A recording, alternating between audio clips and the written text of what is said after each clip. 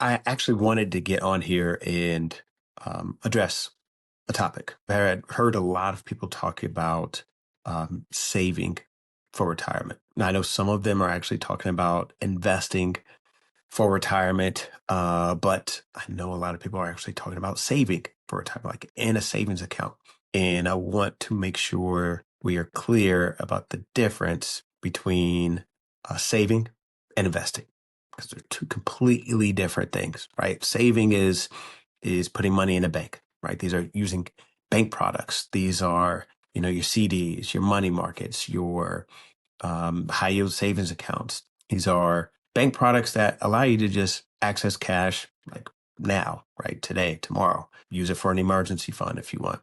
The two things that happen with putting money in a bank is inflation is crazy. It's going to eat at your money every single year. I don't want you to ever put $100,000 in the bank and think it's going to grow.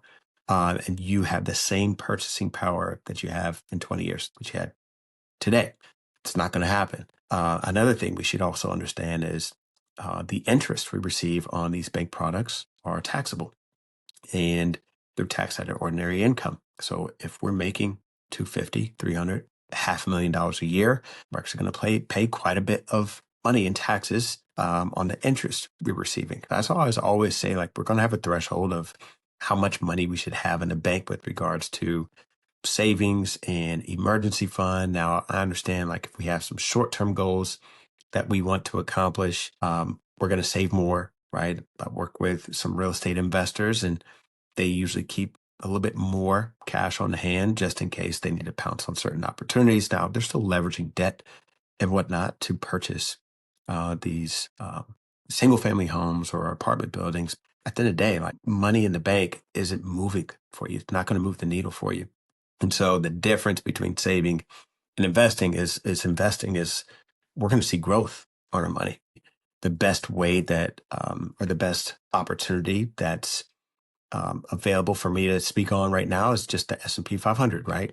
I don't know, don't quote me on the rate of return, but it's been, 15, 20, 25% over the past 2 or 3 years. And so we're not going to see that sort of rate of return in the bank because there's two completely different opportunities for your cash and for your money. I understand you want to keep cash because it gives you peace of mind, like we've talked about, but it's not going to grow for you in the bank. It's not going to be an opportunity for you to say, like, yep, by the time I'm 65, I've been saving for the past 30 years. It's going to put me into retirement. No, I'm sorry. It's not going to happen. So I wanted to make sure that there's two clear distinctions with saving and investing. Now, with your investments, obviously, you have a 401k through work. It's maximizing that opportunity. It's maximizing that company match.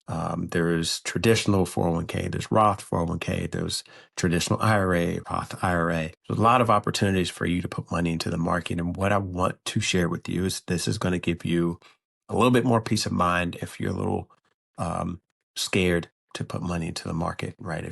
I'm 39 years old. So if you're 30, 35, 40 years old and you have a long time horizon essentially means how much time do I have left until, I start pulling money out of this investment account. If you're 40 years old, but you're not going to retire for 25 years, you're going to be just fine putting money into the market. Now you will see some volatility on your money.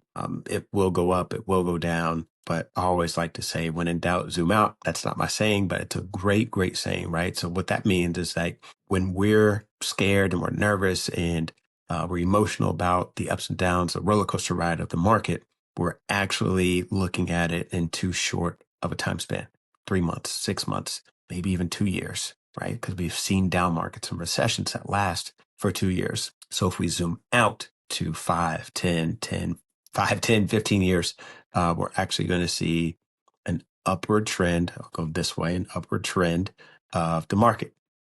The market will go up over time, but again, we're going to see the volatility in those shorter years or shorter time spans. So we're always going to see volatility, but we're always going to see market growth, right? We just got to be patient. I think patience is one of the most underrated qualities of successful investors. We're patient, right? We're patient. We got to invest our money. We got to plant the seed. We got to let it grow.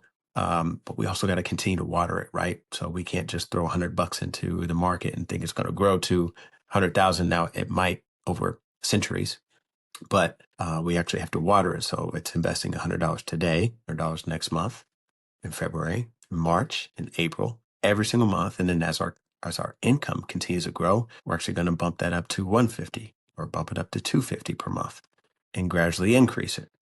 I think that's really, really important for all of us to understand is not only investing for retirement, but understand the distinction between saving and investing. Always have cash on hand, always, always, always. But if we want to invest for retirement, we got to put our money to work. Now, the market isn't the only way to invest for retirement. Obviously, you have businesses, real estate, and things like that. But that's my world, right? That's where I live.